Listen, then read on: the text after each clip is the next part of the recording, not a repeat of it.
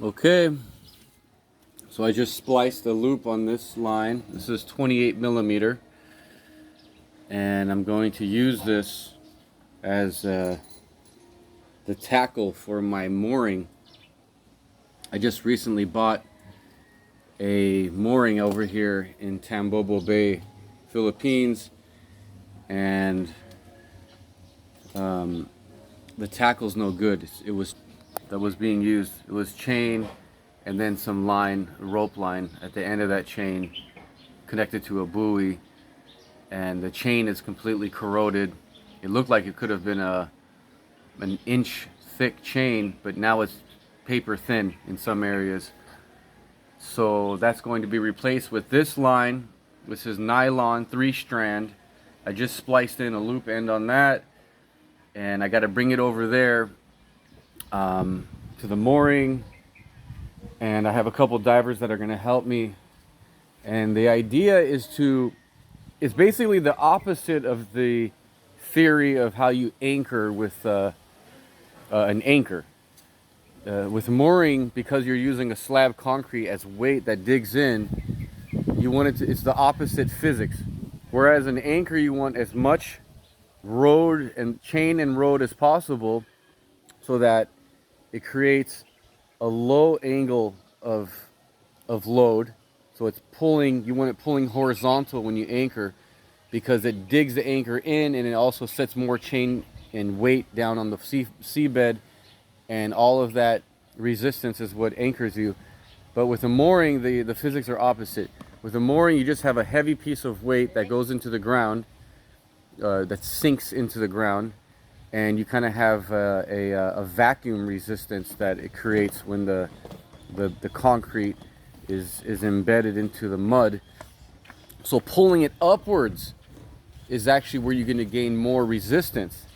And to ensure an upwards pull rather than a horizontal pull, or a vertical pull versus a horizontal, what I'm going to do is I'm going to use buoys, okay? Those buoys and I'm going to put them about halfway at the halfway depth mark, so that, let's say my total depth is 8 meters. So I'll put those mooring balls at 4 meters, and it's going to hold the mooring straight up, so that it never creates a horizontal attack on the resistance. Let me show you an example. Okay, so I've never owned a mooring, and so this is basically something I'm learning now.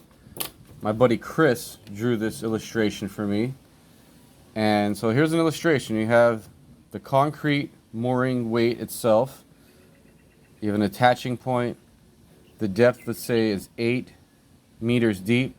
So halfway at 4 meters, you're going to attach more buoy floats, and that's going to keep the resistance pulling upwards rather than and vertical rather than outwards and horizontal. Okay, so I'm at the boat, and I've prepared 12 buoys ready to go for floating this mooring. The way that I rig this is I just put a double loop around the center hole, and then spliced with a 3-strand. Refer to the book of sailing knots for a common whipping. And this is just your most basic common whipping. Here it is. You put a length of line across, you loop it where you want the end of the whipping to be, then you start winding it where you want it to start, and you keep on winding and keep on winding until you get to the end, and you follow the line through the end of the loop that you had previously made. You pull on the other opposing side, and that'll lock it in tight, jam it in there, and you'll end up with a beautiful end splice whipping. Here's my application of that end whipping in real life. I'm using both nylon and nylon, and this stuff is not easy to work with. It unravels quite easily. So even though I followed the directions, I probably needed a thinner line to do this whipping. So what I did was I put knot ends on the end of everything. Okay, after a day's work on Valhalla here, we finally got the mooring set up. I've tested it and all looks good.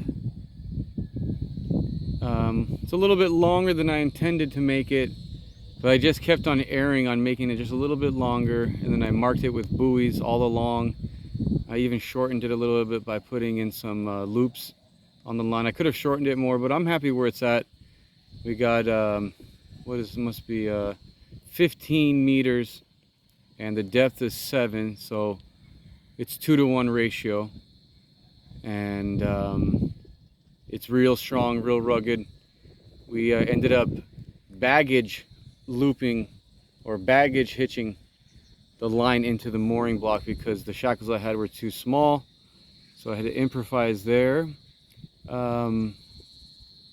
But overall I'm happy. I have my boat nice and safe moored now, and feel much better for the incoming typhoon that we have, probably the last typhoon of the season. Cheers.